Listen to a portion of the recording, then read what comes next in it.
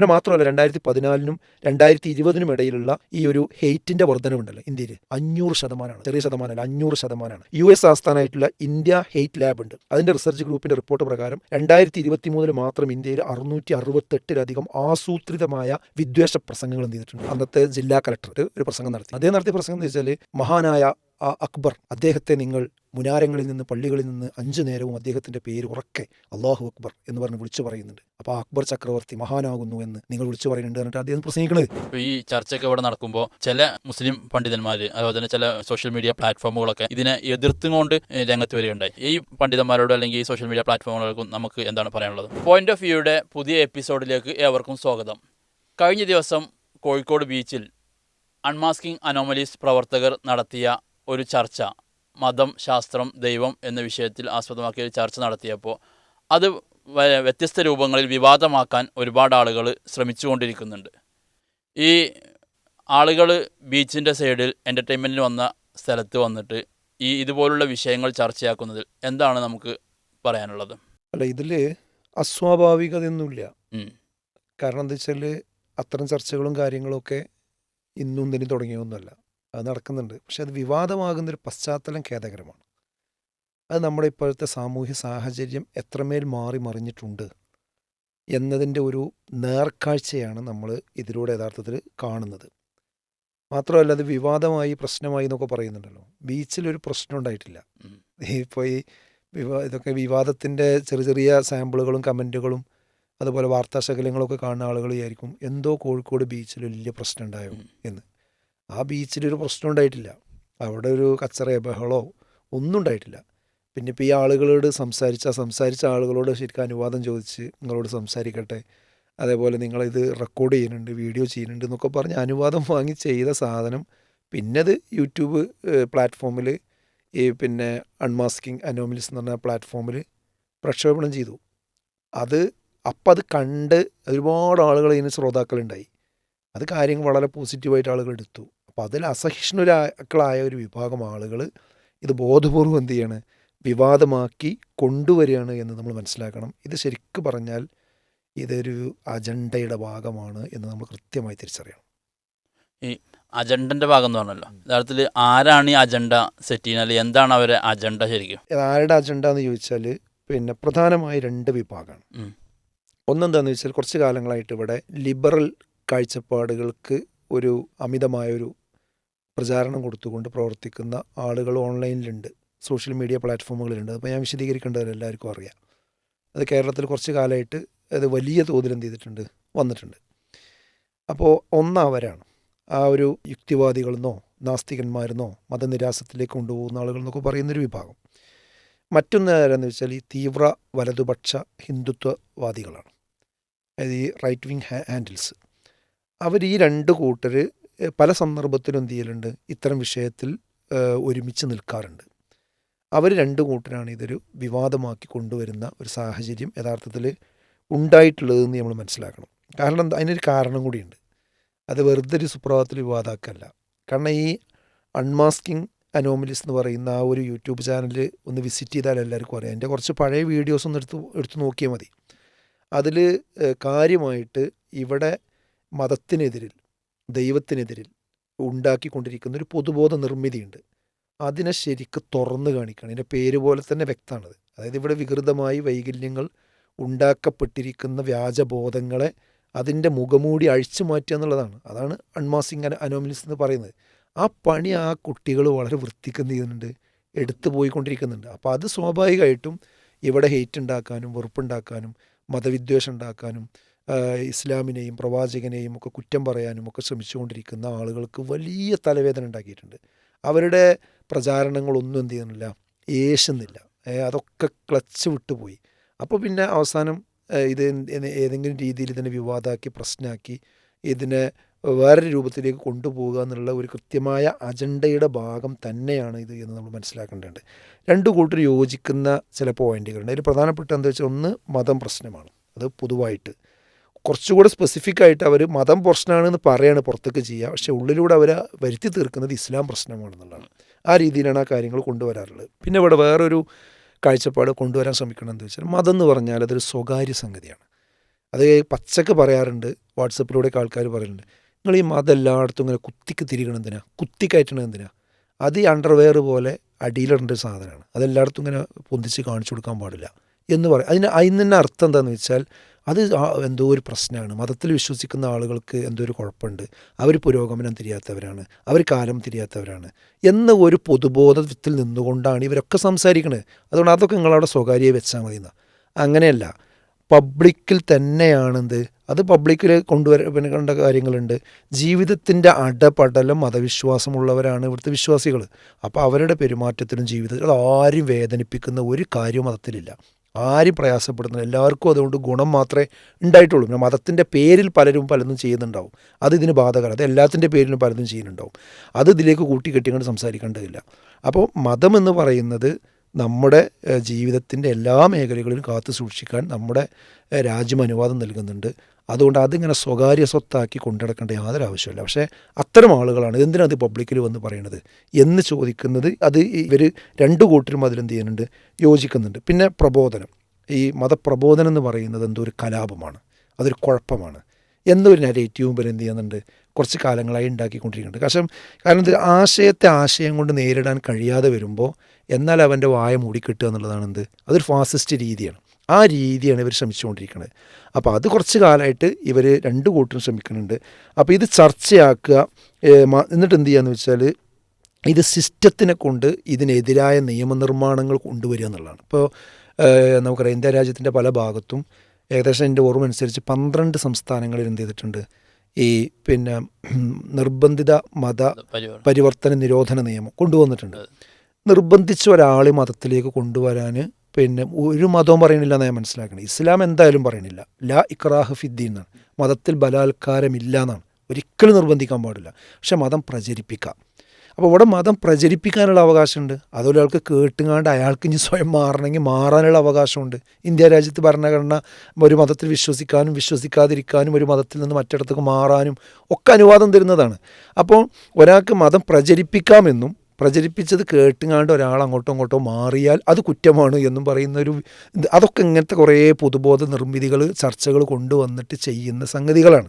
അപ്പോൾ അതിൻ്റെ അങ്ങനത്തെ ഒരു അജണ്ട ഇവിടെ കേരളത്തിലും എന്ത് ചെയ്യുന്നുണ്ട്, പൊതുവേ വർക്ക് ചെയ്യുന്നുണ്ട്. ഈ പ്രബോധന പ്രവർത്തനങ്ങൾ, ഇസ്ലാമിക പ്രബോധനങ്ങൾ ഇല്ലാതെയാക്കാൻ വേണ്ടിയിട്ടുള്ള അതിനാണ് ഇങ്ങനത്തെ ചർച്ച ഉണ്ടാക്കുക, അത് വിവാദം ഉണ്ടാക്കുക, എന്നിട്ട് ആ വിവാദം കൊണ്ടുവന്നിട്ട് പിന്നെ ഈ ജനപ്രതിനിധികളെയൊക്കെ പ്രഷർ ചെയ്യുക, അത് ചാനലിൽ ചർച്ചയാക്കുക, അങ്ങനെ ഒരു പൊതുബോധം ഉണ്ടാക്കിയിട്ട് പിന്നെ അതൊരു നിയമനിർമ്മാണത്തിലേക്കും കാര്യത്തിലേക്കും കൊണ്ടുപോകും. ഇതാണ് ഇപ്പോൾ ഇവിടെ നടന്നുകൊണ്ടിരിക്കുന്ന ഒരു പരിപാടി. അപ്പോൾ അത് തന്നെയാണ് ഇതിൻ്റെ പിന്നിലുമുള്ള അജണ്ട എന്നാണ് ഞാൻ പറയുന്നത്.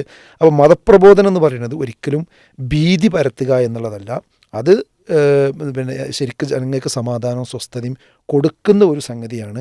ഇവിടെ ഒരു എന്താ പറയുക, ഒരു ഡോഗ് വിസിൽ ഉണ്ട്. ഡോഗ് വിസിൽ എന്ന് പറഞ്ഞാൽ അറിയാലോ, അതായത് കുറച്ച് ആളുകൾക്ക് മെസ്സേജ് കൊടുക്കുകയാണ്, ഇത് കുഴപ്പമാണ്, അതുകൊണ്ട് ഇനി ഇത്തരം ചർച്ചകളും കാര്യങ്ങളും എവിടെ നടന്നാലും ഇത് കുഴപ്പക്കാരാണ് എന്ന് അവരുടെ ആളുകൾക്ക് ഒരു മെസ്സേജ് എന്ത് ചെയ്യണം, ഇതിലൂടെ പാസ് ചെയ്യണം. ഇതൊക്കെ വിവാദമാക്കി ചർച്ചയാക്കി കൊണ്ടുവരുന്നതിലൂടെ. അപ്പോൾ പിന്നെ ഇത് ഇങ്ങനത്തെ കാര്യങ്ങൾ എവിടെ വന്നാലും അതെന്തോ ഒരു പ്രശ്നമാണെന്നുള്ള ഒരു പൊതുബോധ നിർമ്മിതിയാണ്. ഈ അജണ്ട ശരിക്കും തിരിച്ചറിഞ്ഞുകൊണ്ടായിരിക്കണം ഈ വിഷയത്തിലൊക്കെ നമ്മൾ പ്രതികരിക്കേണ്ടത്. ബീച്ചിൽ വരുന്നത് സമാധാനത്തിനും ഒരു സമാധാനത്തോടെ ഇരിക്കാനും സുഹൃത്തുക്കളെയൊക്കെ കൂട്ടിയിട്ട് കുടുംബങ്ങളെയൊക്കെ കൂട്ടിയിട്ട് വന്നിരിക്കുക എന്നുള്ളതാണ്. അങ്ങനെ ഒരു സമാധാന അന്തരീക്ഷം തകർക്കുന്ന രൂപത്തിലാണ് ഇതെന്നാണ് അവർ അതിനെക്കുറിച്ച് പറയുന്നത്. അത് തീർത്തും വ്യാജമാണ്, ഒരിക്കലും അങ്ങനെയല്ല. അതെപ്പോഴാണ്, ഇപ്പോൾ ബീച്ചിൽ കുറച്ച് ആളുകൾ ഇങ്ങനെ ഇരിക്കുകയാണ്, ആ ഇരിക്കുന്നതിൻ്റെ ഇടയിലേക്ക് നമ്മൾ ഇടിച്ച് കയറി ചെന്നിട്ട് നമ്മൾ പറയണത് നമ്മൾ അവർക്ക് ഇഷ്ടമല്ലാത്തൊരു സംഗതി അവരുടെ പ്രൈവസിയിലേക്ക് ചെന്നിട്ട് പറയുകയാണെങ്കിൽ അത് ബുദ്ധിമുട്ടിക്കലാണ്, അത് പ്രയാസപ്പെടുത്തലാണ്. പക്ഷേ ഈ ഒരു ചർച്ച നടന്നിരിക്കുന്നത് അവരോട് പേഴ്സണലി സംസാരിച്ച് അവർക്ക് താല്പര്യമുണ്ടായി അവരോട് ഇത് റെക്കോർഡ് ചെയ്യുന്നുണ്ടെന്ന് പറഞ്ഞ് അനുവാദത്തോടു കൂടി ചെയ്യുന്നതാണ്, അതും ആ ഒരു സ്പേസിൽ നിന്നുകൊണ്ട്. അപ്പോൾ അതിനെന്ത് കുഴപ്പം, അതാരെ ബുദ്ധിമുട്ടിക്കല? അതപ്പോൾ ആ ചർച്ചകൾ തന്നെ നോക്കിയാൽ കാണാൻ പറ്റും. ഒരാളുടെയും പ്രേരണ അല്ലാതെ വളരെ ഫ്രീ ആയിട്ടാണ് എന്ത് ചെയ്യണത്, അവരങ്ങോട്ടും ഇങ്ങോട്ടൊക്കെ ആ ചർച്ചകളിലൊക്കെ സംസാരിക്കണത്. പിന്നെ മതം ഒരു ബുദ്ധിമുട്ടാണ് എന്നത് ഇവിടെ ചിലർ സൃഷ്ടിച്ച ഒരു പൊതുബോധമാണ്. ഞാൻ നേരത്തെ പറഞ്ഞല്ലോ, അതില്ലാതെയാക്കുകയാണ് വേണ്ടത്. മതം ഒരു ബുദ്ധിമുട്ടല്ല, മതം എന്താണ്, അത് എളുപ്പമാണ്. ഇപ്പോൾ ഇസ്ലാമിനെ സംബന്ധിച്ചിടത്തോളം അതിൻ്റെ അർത്ഥം തന്നെ എന്താ, സമാധാനം എന്നാണ്. ഇസ്ലാം എന്ന് പറഞ്ഞാൽ എന്താണ്, സമാധാനമാണ്. അപ്പോൾ ശരിക്കും മനുഷ്യന് സ്വസ്ഥത, ഇന്നത്തെ മനുഷ്യൻ ഈ ലഹരിക്കും അതേപോലെ തന്നെ സൈബർ ലോകത്തിനും അതുപോലെ മയക്കുമരുന്നിനും ഈ മറ്റു കാര്യങ്ങൾക്കും അങ്ങനെ ആത്മഹത്യകളുടെ എണ്ണം പെരുകുന്നതും. അസ്വസ്ഥനാണ് മനുഷ്യൻ. ഈ അസ്വസ്ഥനായ മനുഷ്യന് പിന്നെ ശരിക്കുള്ള ജീവിത വീക്ഷണം കിട്ടിക്കഴിഞ്ഞാൽ അവൻ സമാധാനമുള്ളവനും സ്വസ്ഥതയുള്ളവനും ആകും. അതാണെന്ത്, അവന് സൃഷ്ടിച്ചിരിക്കുന്ന സ്രഷ്ടാവിന് അവൻ കീഴൊതുങ്ങുക. അപ്പോൾ ആ ഒരു സ്രഷ്ടാവ് എന്നെ കാണുന്നുണ്ട്, ആ സ്രഷ്ടാവിന് ഇഷ്ടമില്ലാത്ത കാര്യം ഞാൻ ചെയ്യാൻ പാടില്ല. എനിക്കൊരു മരണമുണ്ട്, മരണത്തിന് ശേഷം രണ്ടാമതൊരു ജീവിതമുണ്ട്, അവിടെയാണ് എനിക്ക് യഥാർത്ഥ ജീവിതം. അതുകൊണ്ട് ഞാൻ ഇവിടെ ഒരു പരീക്ഷയാണ്, ഒരു പരീക്ഷാ ഹാളാണ്. ഇവിടെ ഞാൻ അന്യനെ ഉപദ്രവിക്കാൻ പാടില്ല, ഇവിടെ ഭീകരവാദ പ്രവർത്തനം ചെയ്യാൻ പാടില്ല, ഇവിടെ വേറുള്ള പിന്നെ ആളുകൾ പ്രശ്നങ്ങൾ ഉണ്ടാക്കാൻ പാടില്ല, ഇവിടെ ഞാൻ എൻ്റെ മാതാപിതാക്കൾക്ക് നന്മ ചെയ്യണം, എൻ്റെ മക്കളെ ഞാൻ പരിചരിക്കണം. അതുപോലെ മാതാപിതാക്കൾ പ്രായമാകുമ്പോൾ അവരെ വൃദ്ധസദനത്തിലേക്ക് കൊണ്ടുപോവുകയല്ല ചെയ്യേണ്ടത്. ഇവിടെ ആത്മീയ ചൂഷണത്തിൻ്റെ സകല വേരുകൾ വറുക്കണം, പ്രാർത്ഥന ഏകനായ നാഥനോട് മാത്രം പ്രാർത്ഥിക്കണം. ഈ ഒരു മെസ്സേജാണ് എന്ത് ചെയ്യുന്നത്, ഇവിടെ മതം പ്രചരിപ്പിക്കുന്നത്. അതെങ്ങനെയാണ് അസമാധാനം ഉണ്ടാക്കുക? അത് സമാധാനം മാത്രമേ ഉണ്ടാക്കുകയുള്ളൂ. അത് ഇവിടെ ഉണ്ടാക്കി കൊണ്ടുവന്നൊരു നരേറ്റീവാണ് എന്ത്, അതെന്തൊരു കുഴപ്പമാണ്. അപ്പോൾ അത് തീർച്ചയായിട്ടും എന്ത് ചെയ്യണം, ആ പൊതുബോധം ഇല്ലാതാക്കാൻ പരിശ്രമിക്കുക എന്നുള്ളത് ഈ കാലഘട്ടത്തിൽ ഏറ്റവും പ്രധാനപ്പെട്ടൊരു കാര്യമാണ്. ശരിക്കും ഈ ബീച്ചിൽ നടക്കുന്ന ചർച്ചകൾ എന്താണ്? ബീച്ച് ചർച്ച നടക്കേണ്ടതെന്ന് പറയുന്നുണ്ടല്ലോ, പലതരത്തിൽ ചർച്ച. എന്ത് ചർച്ചയാണ് ശരിക്കും കോഴിക്കോട് ബീച്ചിലൊക്കെ നടക്കുന്നത്? കോഴിക്കോട് ബീച്ചിൽ കേട്ടാൽ തോന്നും ആദ്യമായിട്ട് എന്തോ ഒരു നടന്നൊരു ചർച്ചയാണ്. അതല്ല, ഈ വിവാദമാക്കുന്ന ആളുകളില്ലേ, അവർ കോഴിക്കോട് ബീച്ചിലും എറണാകുളം മറൈൻ ഡ്രൈവിലും മറ്റ് ബീച്ചുകളിലും തിരുവനന്തപുരത്തും ഒക്കെ അതുപോലെ ക്യാമ്പസുകൾ തോറും ഓരോ ക്യാമ്പസുകളിലേക്ക് കടന്നു ചെന്നുകൊണ്ട് ഇപ്പോൾ ഇവിടുത്തെ പ്രധാനപ്പെട്ട ചില ചാനലുകളുടെ സ്ഥിരം പരിപാടിയാണ്, എപ്പിസോഡുകൾ ഇപ്പോൾ നമുക്ക് തിരഞ്ഞാൽ കിട്ടും. എന്താ പോയിട്ട് ഞാൻ ഒരു മൈക്ക് കൈ പിടിക്കും, ഒരു മൈക്ക് കൈ പിടിച്ചിട്ട് പിന്നെ ബീച്ച് കൂടി ഇങ്ങനെ നടക്കും, എന്നിട്ട് ഇങ്ങനെ ചോദ്യങ്ങൾ ചോദിക്കും. ആ ചോദ്യങ്ങൾ എല്ലാ മേഖല, ഇപ്പോൾ ലിവിങ് ടുഗദർ, അതിനെപ്പറ്റി നിങ്ങളുടെ അഭിപ്രായം എന്താ? അതുപോലെ കുടുംബത്തെക്കുറിച്ച് നിങ്ങളുടെ അഭിപ്രായം എന്താ? ക്യാമ്പസിൻ്റെ അകത്ത് കയറിയിട്ടെല്ലാവരും വിളിച്ചു, ക്യാമ്പസിലെല്ലാവരും പിന്നെ വിളിച്ചു കൂട്ടിയിട്ട് ഓരോ പെൺകുട്ടികൾ, ഇപ്പോൾ കുറച്ചും കൂടി ഞാൻ വ്യക്തമായി പറയാം, തട്ടമിട്ട മുസ്ലിം പെൺകുട്ടിയാണെങ്കിൽ അവരോടിത് ചോദിക്കാൻ ഇവർക്ക് പ്രത്യേക ഒരു ആവേശമാണ്. അത് ഹൈലൈറ്റിൽ എന്ത് ചെയ്യും, പ്രത്യേകിച്ച് കൊടുക്കുകയും ചെയ്യും. എന്നിട്ട് ഇസ്ലാമിനെ പറ്റി ആ കുട്ടികളുടെ നാവിലൂടെ മോശമായ കാര്യങ്ങൾ പറയിപ്പിക്കുക. അതായത് ഞങ്ങളൊരു മതത്തിൻ്റെ തടവറയിൽ ജീവിക്കുകയാണ്, ഞങ്ങൾക്കൊരു സ്വാതന്ത്ര്യമില്ല എന്ന് അവരെ കൊണ്ട് ഇങ്ങോട്ട് പറയിപ്പിക്കാൻ പറ്റുന്ന രീതിയിലുള്ള കുത്തിയുള്ള ചോദ്യങ്ങൾ എന്ത് ചെയ്യുക, ചോദിക്കുക. നിങ്ങൾക്ക് ഒരു പിന്നെ സമാധാനം കിട്ടുന്നുണ്ടോ, നിങ്ങൾ അടിച്ചമർത്തല്ലേ, നിങ്ങൾ അതിന് ഖുർആനല്ലേ കാരണം എന്നൊക്കെ ചോദിച്ചിട്ട് അവരെ കൊണ്ടിട്ട് പറയും. ഇതൊക്കെ ഇവിടെ എന്ത് ചെയ്യുന്നുണ്ട്, ഈ മൈക്കും പിടിച്ചെങ്ങാണ്ട് ബീച്ചിലും നടക്കുന്നുണ്ട്, കോളേജുകൾ തോറും നടക്കുന്നുണ്ട്, അത് ചാനലുകളിൽ വരുന്നുണ്ട്. ഇനി ഇവരുടെയൊക്കെ യൂട്യൂബുകൾ പരിശോധിച്ചാൽ ഓരോ ദിവസവും ഇവർ ഈ മതത്തിന് എതിരായിട്ടുള്ള പ്രചാരണ പ്രവർത്തനങ്ങൾ എത്രയാണ് നടത്തിയെന്നുള്ളത് നമുക്ക് എൻ്റെ ഇഷ്ടം പോലെ കാണാൻ പറ്റും. ഫ്രീ സെക്സുമായി ബന്ധപ്പെട്ട കാര്യങ്ങൾ, അതേപോലെ തന്നെ അറേഞ്ച്ഡ് മാരേജുമായി ബന്ധപ്പെട്ടുകൊണ്ടുള്ള കാര്യങ്ങൾ, പിന്നെ ഈ കൺസെൻറ്റുമായി ബന്ധപ്പെട്ടുള്ള കാര്യങ്ങൾ, അതായത് സ്ത്രീ പുരുഷ ബന്ധത്തിന് കൺസെൻറ്റ് ഉണ്ടായാൽ മതി, പിന്നെ ഒരു പ്രശ്നമില്ല എന്നുള്ള രീതിയിലുള്ള അതുപോലെ വ്യത്യസ്തമായ റിലേഷൻഷിപ്പിനെ കുറിച്ചുള്ള ചോദ്യങ്ങൾ, ഈ സീസൺഷിപ്പ്, സിറ്റുവേഷൻഷിപ്പ്, ബെസ്റ്റി, ഫ്രണ്ട്സ് എന്നൊക്കെ പറഞ്ഞിട്ട് ഓരോ പേരിട്ടുകൊണ്ട് ഈ അവിഹിത ബന്ധങ്ങളെ ന്യായീകരിക്കുന്നതിന് വേണ്ടിയുള്ള സംഗതികൾ, അതുപോലെ തന്നെ അവർക്ക് തോന്നിയ ഡ്രസ്സ് ഇട്ടും കൊണ്ടുള്ള കാര്യങ്ങൾ, ഇതൊക്കെ എന്ത് ചെയ്യുന്നുണ്ട് ഇവിടെ മൊത്തത്തിൽ നടക്കുന്നുണ്ട്. വസ്ത്രത്തിൻ്റെ കാര്യത്തിൽ നടക്കുന്നുണ്ട്, അതേപോലെ തന്നെ മിംഗ്ലിങ്ങുമായി ബന്ധപ്പെട്ട വിഷയങ്ങൾ നടക്കുന്നുണ്ട്. പിന്നെ മതവിശ്വാസവുമായി ബന്ധപ്പെട്ട് പ്രത്യേകിച്ച് ഇസ്ലാമിനെയും മുഹമ്മദ് നബി സല്ലല്ലാഹു അലൈഹി വസല്ലമയെയും വളരെ മോശമായി പരിഹസിക്കുന്ന വർത്തമാനങ്ങളും കാര്യങ്ങളും ഇഷ്ടം പോലെ ഇവിടെ ചെയ്തുകൊണ്ടിരിക്കുന്നുണ്ട്. ഇസ്ലാമിലെ സ്ത്രീയെക്കുറിച്ച്, ഇസ്ലാമിലെ സ്വത്താവകാശത്തെക്കുറിച്ച്, ഇതൊക്കെ ഇവിടെ ഈ മൈക്കും പിടിച്ചാണ് നടക്കുന്നത്. ജെൻഡർ ന്യൂട്രാലിറ്റിയുമായി ബന്ധപ്പെട്ട കാര്യം, ഇത് കുറച്ച് കാലമായിട്ട് കേരളത്തിൽ ഒരു എന്താ പറയുക, ഒരു പിന്നെ ഒരു ഭാഗത്തുനിന്ന് മാത്രമായി നടന്നുകൊണ്ടിരിക്കുന്ന ഒരു സംഗതിയാണ്. അപ്പോൾ സ്വാഭാവികമായിട്ടും അതിൻ്റെ ഒരു മറുവശം ഒരു മൈക്ക് പിടിച്ചെങ്ങാണ്ട് ഒരു ചോദ്യം അവരോട് സംസാരിച്ചതിൻ്റെ അടിസ്ഥാനത്തിൽ അതിനെക്കുറിച്ചൊരു സംഭാഷണം അങ്ങോട്ടോട് നടക്കുമ്പോഴേക്ക് ഇവർക്ക് ആകെ വിരലെടുക്കുകയാണ്. അതിന് കാരണം എന്താ വെച്ചാൽ ഈ ആശയത്തിൻ്റെ മുമ്പിൽ ഇവർക്ക് എന്ത് ചെയ്യാൻ പറ്റുന്നില്ല, പിടിച്ചു നിൽക്കാൻ കഴിയുന്നില്ല എന്നുള്ളതാണ്. പിന്നെ മറ്റൊരു ഭാഗത്ത് ഇവിടെ ഇസ്ലാമോഫോബി എന്ത് ചെയ്യുന്നുണ്ട്, പ്രചരിപ്പിക്കുന്നുണ്ട്. അത് നമ്മൾ കാണാതിരിക്കാൻ പറ്റില്ല. അതായത് ഇസ്ലാം എന്ന് പറഞ്ഞാൽ എന്തോ ഒരു പ്രശ്നമാണ്. ആ പേര് കേൾക്കും, ഇസ്ലാം എന്നുള്ളത് കേൾക്കുമ്പോൾ, ഖുർആൻ എന്ന് കേൾക്കുമ്പോൾ, മുസ്ലിം പേര് കേൾക്കുമ്പോൾ, അവരുടെ പിന്നെ ഷിയാറുകൾ, അവരുടെ താടി, വേഷം, ഇതൊക്കെ കണ്ടാൽ ഇതൊരു കുഴപ്പമാണെന്നുള്ള രൂപത്തിലേക്ക് വരുത്തി തീർക്കാൻ ഇവിടെ വളരെ ബോധപൂർവ്വം എന്ത് ചെയ്യുന്നുണ്ട്, ശ്രമങ്ങൾ നടന്നുകൊണ്ടിരിക്കുന്നുണ്ട്. അതിന് ഡെയിലി വീഡിയോ എന്ത് ചെയ്യുന്നുണ്ട്, ഓരോരുത്തരും ചെയ്തുകൊണ്ടിരിക്കുന്നുണ്ട്. ചുരുക്കി പറഞ്ഞാൽ ഒരു വംശഹത്യയുടെ അഥവാ ഒരു ജനോസൈഡിൻ്റെ പിന്നെ എല്ലാ ഘട്ടങ്ങളും ഇവിടെ ഇങ്ങനെ കുറേശ്ശെ നടന്നുകൊണ്ടിരിക്കുന്നു എന്നാണ്. അപ്പോൾ ഇതിന് പ്രതിരോധം തീർക്കുന്നത്, ലക്ഷ്യം കാണുന്നതിലുള്ള അങ്ങേയറ്റത്തെ അസന്തുഷ്ടിയാണ്, വിഭ്രാന്തിയാണ് ഇവരെ കൊണ്ട് ഇത് വിവാദമാക്കാനുള്ള ഒരു കാരണം എന്ന് പറയുന്നത്. കാരണം ഇവരുണ്ടാക്കുന്ന ഈ പൊതുബോധം ഒഴിവായിട്ട് ഈ പറയുന്ന ഇസ്ലാം അങ്ങനെയൊന്നും അല്ല എന്ന് ശരിക്കൊരു വലിയ വിഭാഗം മനസ്സിലാക്കിയിട്ടുണ്ട് ഇങ്ങനത്തെ ചർച്ചകളും കാര്യങ്ങളും കൊണ്ട്. അപ്പോൾ അത് നടക്കരുത്. അതാണ് ഇപ്പോൾ ഇവിടെ ഇവർ ചെയ്തുകൊണ്ടിരിക്കുന്ന ഒരു കാര്യം. അപ്പോൾ അത് ഇവരുടെ ഒരു വെപ്രാളം മാത്രമാണ്. ഇങ്ങനത്തെ ഈ ഒരു ചർച്ചാ ശൈലി ഇത് ഒരു ഒറ്റപ്പെട്ട സംഭവമായിട്ടാണ് കാണുന്നത്? അങ്ങനെ പറയേണ്ടത് ഇങ്ങനെയൊക്കെ ഒറ്റപ്പെട്ട സംഭവം എന്നുള്ളത് ഇതെങ്ങനെ ഒറ്റപ്പെട്ടതാവുക? ഇത്തരം ചർച്ചകൾ ഞാൻ നേരത്തെ പറഞ്ഞില്ലേ, എല്ലാവരും ഇവിടെ നടത്തുന്നുണ്ട്. പിന്നെ ഇവിടെ മാത്രമല്ല, ഇപ്പം നമ്മൾ ഈ കേരളക്കാർക്കുള്ളൊരു പ്രശ്നം എന്താ വെച്ചാൽ, ഒരു ലോകവീക്ഷണമുള്ള ആൾക്കാരെന്നൊക്കെ പറയും. പക്ഷെ ലോകത്ത് ഇതുപോലെയുള്ള ആളുകൾ തിങ്ങിക്കൂടുന്ന ബീച്ചുകളാകട്ടെ, സ്ക്വയറുകളാകട്ടെ, മറ്റുള്ള ചത്വരങ്ങൾ ഒക്കെ ആകട്ടെ, അവിടങ്ങളിലൊക്കെ ഇതുപോലുള്ള ഡിബേറ്റുകളും സംഭാഷണങ്ങളും കാര്യങ്ങളൊക്കെ എന്ത് ചെയ്യുന്നുണ്ട്, നടക്കുന്നുണ്ട്. അത് കേരളത്തിലാവുമ്പോൾ അതെന്തോ വലിയ പ്രശ്നമാണെന്നുള്ള രൂപത്തിൽ ഇപ്പോൾ നമുക്കറിയാൻ പറ്റും. ഇപ്പോൾ UK ഹൈഡ് പാർക്ക്, അവിടെ ഇതിൻ്റെ ഒരു വലിയ സ്ഥലമാണ്. അവിടെ ഇഷ്ടം പോലെ ചർച്ചകൾ ആ വിഷയത്തിൽ എന്ത് ചെയ്യുന്നുണ്ട്, നടക്കാറുണ്ട്. അതുപോലെ ജർമ്മനിയിൽ പിന്നെ അലക്സാണ്ടർ പ്ലാറ്റ്സ് എന്ന് പറയുന്ന ആ സ്ഥലത്ത് നടക്കലുണ്ട്. അതുപോലെ മരീൻ പ്ലാറ്റ്സ്, അതേപോലെ ഫ്രാൻസിൽ റിപ്പബ്ലിക്കൻ സ്ക്വയറിൽ ഈ ചർച്ചകൾ നടക്കുന്നുണ്ട്. നീസ് ബീച്ച് എന്ന് പറഞ്ഞൊരു ബീച്ചുണ്ട്, അവിടെ ചർച്ചകൾ നടക്കുന്നുണ്ട്. നെതർലാൻഡിലെ ഒരു ഡാം സ്ക്വയർ ഉണ്ട്, അവിടെ ഇങ്ങനത്തെ ചർച്ചകൾ നടക്കുന്നുണ്ട്. സ്പെയിനിൽ റാംബ്ല എന്ന് പറയുന്ന സ്ഥലമുണ്ട്, അവിടെ നടക്കുന്നുണ്ട്. ഇങ്ങനെ ഇഷ്ടം പോലെ സ്ഥലങ്ങളിൽ, അങ്ങാടികൾ, തെരുവുകളുള്ള സ്ഥലങ്ങളിലൊക്കെ നടക്കുന്നുണ്ട്. ഇനി കേരളത്തിലേക്ക് വന്നു കഴിഞ്ഞാൽ ഞാൻ നേരത്തെ പറഞ്ഞില്ല, കേരളത്തിൽ ഇപ്പോൾ ഈ കോഴിക്കോട് ബീച്ചിലൊക്കെ രാവിലെ 3 മണി 4 മണി വരെ ആൾക്കാർ കൂടി നടക്കുകയാണ്. അവിടെ എന്തൊക്കെ നടക്കുന്നുണ്ട്, എന്തൊക്കെ സംസാരങ്ങൾ, പോലീസിന് വല്ലാത്ത ക്രമസമാധാന പ്രശ്നങ്ങൾ ഉണ്ടാക്കുന്ന വിഷയങ്ങൾ വരെ ഉണ്ട്. ഇതൊന്നുമല്ലല്ലോ. ഈ മതത്തിനെതിരായി ചിന്തിക്കുന്ന ആളുകൾ എന്ത് ചെയ്യുന്നുണ്ട്, അതിനെതിരായിട്ടും അവരുടെ സംഭാഷണങ്ങളും സംശയങ്ങളൊക്കെ ഉണ്ട്. ഇത് നടക്കുമ്പോൾ മാത്രം പ്രശ്നം വരിക എന്ന് പറഞ്ഞാൽ അതിൻ്റെ അസുഖം വേറെയാണ് നമ്മൾ മനസ്സിലാക്കണം. ഇപ്പോൾ യൂറോപ്പിലും നെതർലാൻഡിലും ആ രാജ്യങ്ങളൊക്കെ ഓക്കെ, പക്ഷേ ഇന്ത്യ എന്ന് പറയുന്ന ഒരു മതേതര രാജ്യം, അല്ലെങ്കിൽ സെക്യുലർ രാജ്യത്ത് ഇങ്ങനെ സംഗതികൾ ചെയ്യുമ്പോൾ അതൊരു നമ്മുടെ രാജ്യത്തിൻ്റെ മതേതരത്തിന് കോട്ടം സംഭവിക്കും എന്നൊക്കെയാണ് ഇതിൻ്റെ വാദം. അത്രയ്ക്ക് പെട്ടെന്ന് ഇടിഞ്ഞു പൊടിഞ്ഞു പോണേ ഒരു ബഹുസ്വരതയും ഒരു മതനിരപേക്ഷതയും നല്ല ഇന്ത്യയിലുള്ളത്. ഇങ്ങനെ ആടി നിൽക്കണ പല്ലൊന്നല്ല ഇന്ത്യൻ്റെ ബഹുസ്വരത. ഇന്ത്യക്ക് സ്വാതന്ത്ര്യം കിട്ടിയിട്ടിപ്പോൾ 80 വർഷത്തോളമായി. ഇന്ത്യയുടെ ബഹുസ്വരത, ഇന്ത്യയുടെ മതേതരത്വം അതൊക്കെ എല്ലാവരും പഠിച്ചിട്ടുണ്ട്, മനസ്സിലാക്കിയിട്ടുണ്ട്. പക്ഷെ അതൊക്കെ ദുർവ്യാഖ്യാനിച്ചുകൊണ്ട് എന്ത് ചെയ്യാണ്, ഇനിയൊന്നും മിണ്ടാൻ പാടില്ല. ഒരു സൈലൻ്റായ ഇന്ത്യയെ സൃഷ്ടിക്കാൻ വേണ്ടി ഇവിടെ പലരും ബോധപൂർവം പരിശ്രമിച്ചുകൊണ്ടിരിക്കുന്നുണ്ട്. സ്വന്തം അഭിപ്രായങ്ങൾ, ഇപ്പോൾ ഈ പിന്നെ കോക്രോച്ച് പാർട്ടി ഉണ്ടാകാൻ കാരണം എന്താ കാരണം? ഈ രാജ്യം അഭിമുഖീകരിച്ചു കൊണ്ടിരിക്കുന്ന ഒരു പ്രശ്നം എന്താണ്? ഒരു ശ്മശാന മൂകതയാണ്.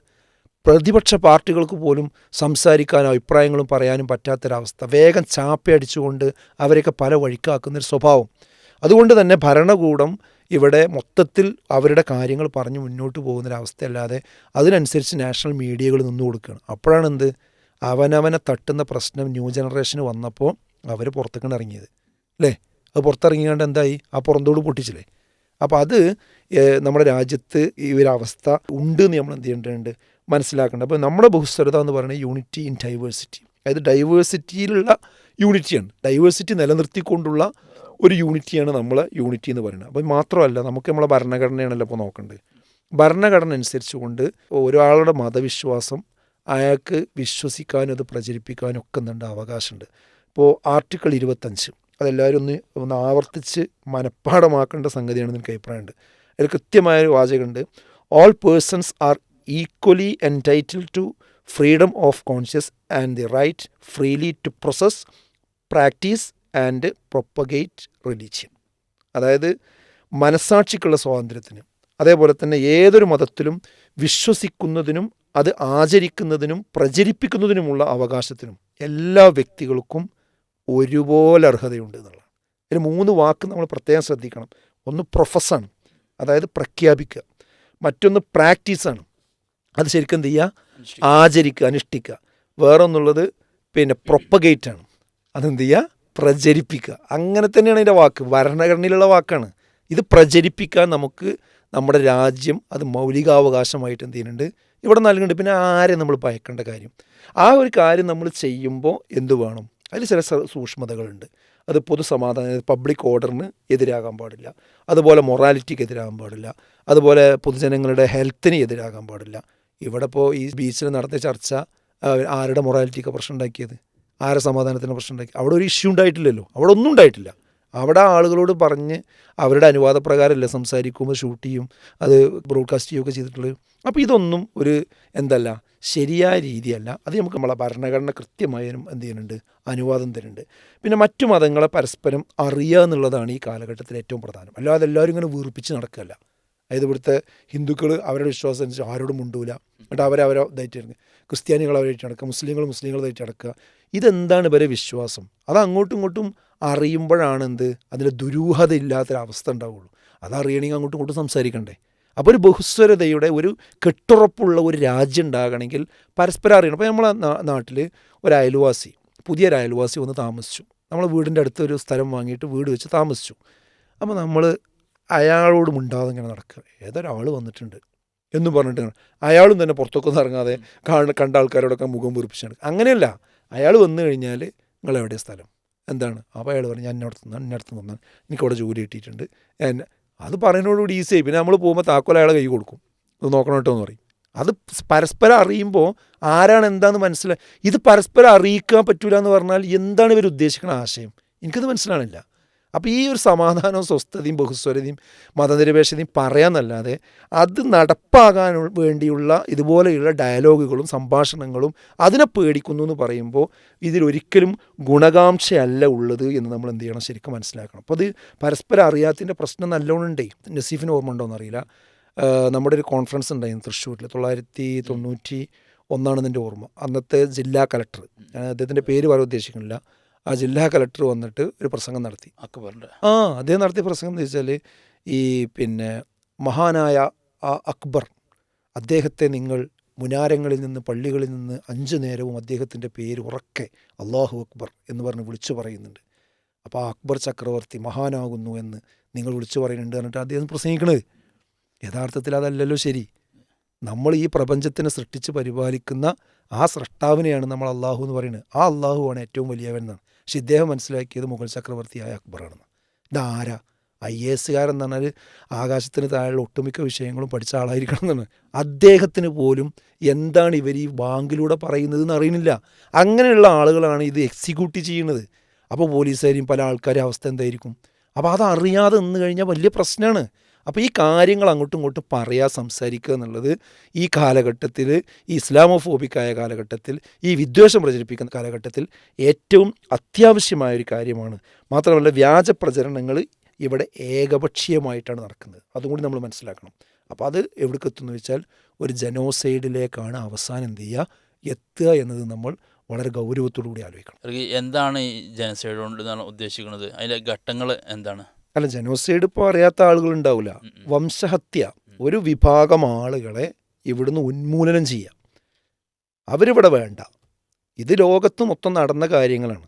അതിപ്പോൾ നാസി ജർമ്മനിയിലും ഒക്കെ നടന്ന കാര്യങ്ങളാണത്. മനസ്സിലാക്കാത്ത ആളുകൾ ഇപ്പോൾ അപൂർവമായിരിക്കും. അതിന് പ്രധാനമായിട്ട് 10 ഘട്ടങ്ങളെക്കുറിച്ച് ഇത് പ്രത്യേകം പറയുന്നുണ്ട്.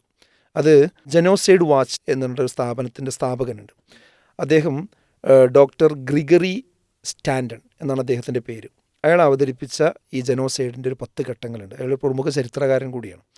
അത് ഒന്നെന്താ വെച്ചാൽ ക്ലാസിഫിക്കേഷനാണ്, വർഗീകരണം. അതായത് ആദ്യം 2 വിഭാഗമാക്കിയിട്ട് എന്ത് ചെയ്യുക, ജനങ്ങളെ തിരിക്കുക. ഇപ്പോൾ ജർമ്മനിയിൽ ആര്യന്മാരും അതുപോലെ ജൂതന്മാരും 2 വിഭാഗമാക്കി തിരിച്ച് അത് അവിടുത്തെ ജനോസൈഡിൻ്റെ ഒന്നാമത്തെ ഘട്ടം അതായിരുന്നു. അതേപോലെ തന്നെ രണ്ടാമത്തത് സിംബോളൈസേഷനാണ്, അതായത് അടയാളപ്പെടുത്തുക. ചില മാർക്കുകൾ ഇട്ട് കൊടുത്തുകൊണ്ട് എന്ത് ചെയ്യുക, അത് അടയാളങ്ങൾ വേർതിരിക്കുക. മൂന്നാമത്തെ സംഗതി എന്ന് പറയുന്നത് അധിക്ഷേപമാണ്. അതൊരു മാനവികമായ വിരുദ്ധത, ആ ഒരു വിരുദ്ധ മനോഭാവം ഉണ്ടാക്കി കൊണ്ടുവരിക എന്നുള്ളതാണ്. പിന്നെ നാലാമത്തെ എന്താ വെച്ചാൽ ഓർഗനൈസേഷനാണ്. ഇതിന് പറ്റുന്ന രീതിയിൽ ഇത് സംഘടിപ്പിക്കുക. വംശഹത്യ എപ്പോഴും സംഘടിതമായിട്ട് തന്നെയാണ് എന്ത് ചെയ്യുക, ശരിക്കും പ്രവർത്തിക്കുക.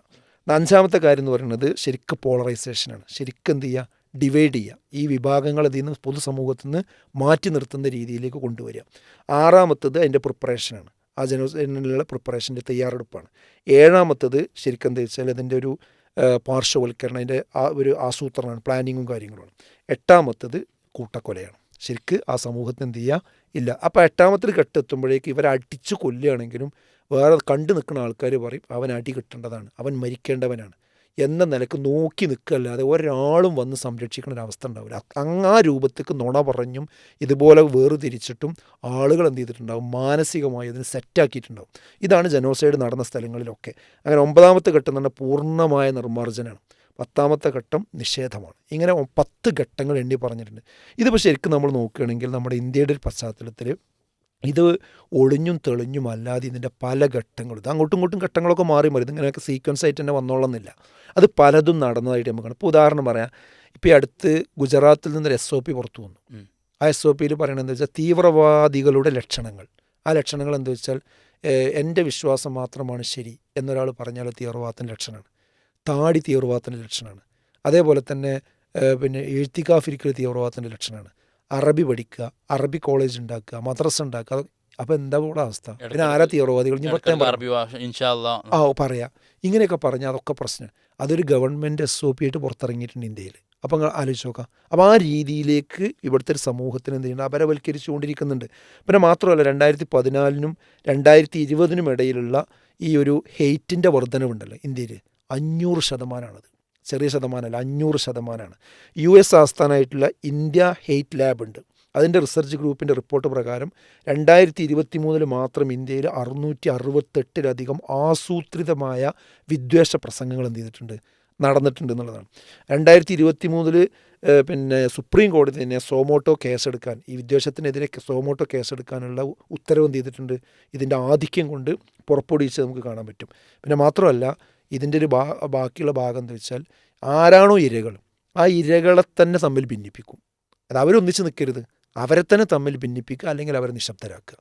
അപ്പോൾ ആ ഇരകളിൽപ്പെട്ടവരെ തന്നെ തച്ചു കൊല്ലുമ്പോൾ, അവരെ ഉന്മൂലനം ചെയ്യുമ്പോൾ അവരിൽപ്പെട്ടവർ പോലും നിശബ്ദരായി പോകുന്ന ഒരവസ്ഥ ഉണ്ടാക്കുന്നു എന്നുള്ളതാണ് ഏറ്റവും ഗൗരവം. ഇന്ത്യയിൽ ഈ ഭിന്നിപ്പിക്കലുണ്ടെന്ന് പറഞ്ഞല്ലോ. ഇപ്പോൾ കേരളത്തിൽ ഈ വിഭജനം ഭിന്നിപ്പിക്കലിൻ്റെ സംഗതി നടന്നിട്ടുണ്ടോ? ഇപ്പോൾ ഈ വന്ന വിഷയം ഉണ്ടല്ലോ, ഇപ്പോൾ ഈ ബീച്ചിലെ വിഷയം, ഈ ബീച്ചിലെ വിവാദം വന്നപ്പോൾ അതിനോട് ഒരു പ്രതികരണം നമ്മളെ ഷുഹൈബുൽ ഹൈത്തമിയുടെ ഒരു ഫേസ്ബുക്ക് പോസ്റ്റ് വന്നല്ലോ.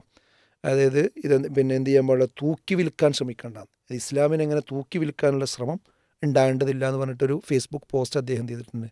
അത് വലിയ തോതിൽ എന്ത് ചെയ്തിട്ടുണ്ട്, ഇവിടെ ചർച്ച വന്നിട്ടുണ്ട്. അപ്പോൾ അതിൻ്റെ ആകത്തുക എന്താണെന്ന് വെച്ചാൽ, ഇസ്ലാം ഇങ്ങനെ പോയി പ്രചരിപ്പിക്കേണ്ട കാര്യമില്ല, നമ്മൾ മുസ്ലിമായി ജീവിച്ച് അങ്ങനെ മുന്നോട്ട് പോയാൽ മതി എന്നുള്ള ഒരു രീതിയാണ്. അത് വന്നു. അതിൻ്റെ പിറകെ ചില സോഷ്യൽ മീഡിയയിലുള്ള ആളുകളൊക്കെ കൂടി അങ്ങനെ. പക്ഷെ ഒരു കാര്യം നമ്മൾ ശ്രദ്ധിക്കണം, വലിയ തോതിൽ മറ്റു സംഘടനകളൊന്നും കൂടിയിട്ടില്ല, അങ്ങനെ ഒറ്റപ്പെട്ട ആൾക്കാർ. പക്ഷെ അവരിത് വന്ന് പറഞ്ഞതോടുകൂടി പിന്നെ സംഭവിച്ചത് എന്താണെന്ന് വെച്ചാൽ, വേഗം മാതൃഭൂമിയിലൊരു വാർത്ത വന്നു. ആ വാർത്തയിൽ എന്തായി, ഈ പ്രചരണങ്ങൾക്ക് എതിരെ, ഈ പ്രബോധനത്തിന് നേരെ മുസ്ലിം പണ്ഡിതന്മാർ തന്നെ രംഗത്ത്. അപ്പോൾ എന്തായി, മുസ്ലിങ്ങൾക്കിടയിൽ തന്നെ 2 വിഭാഗം ഈ വിഷയത്തിലുണ്ട്, 2 അഭിപ്രായമുണ്ട് എന്നതിനെ ഭയങ്കരമായിട്ട് എന്ത് ചെയ്യണം, ജനറലൈസ് ചെയ്യണം. ആ രീതിക്ക് അതിനൊരു നാമ്പിട്ട് കൊടുത്തു അദ്ദേഹം. അതാണ് ഞാൻ പറഞ്ഞത്.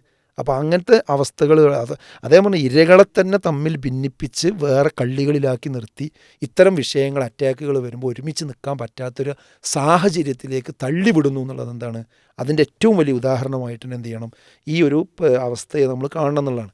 പിന്നെ പലരും മൗനം പാലിക്കണം. അത് മനസ്സിൻ്റെ ഉള്ളിൽ എന്താ, അല്ലെങ്കിൽ എന്തിനതിന് പോകണം എന്ന രീതിയിലാണ് എന്ത് പല ആളുകളും അതിനെപ്പറ്റി ചിന്തിക്കുന്നത്. ആ നിലക്ക് ഉപദേശിക്കാനാണ് പലരും രംഗത്ത് വരിക.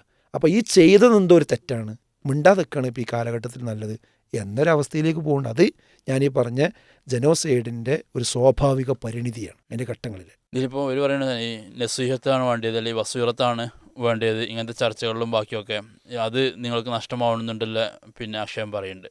അല്ല, ഇവിടെ നമ്മൾ മനസ്സിലാക്കേണ്ടത് വെച്ചാൽ, പ്രബോധനം ചെയ്യുന്ന ഒരു പ്രബോധകൻ, ഇസ്ലാമിനെ സംബന്ധിച്ചിടത്തോളം ആണെങ്കിൽ അവന് ബസീറത്ത് വേണം. ബസീറത്ത് എന്ന് പറഞ്ഞാൽ ഉൾക്കാഴ്ചയാണ്.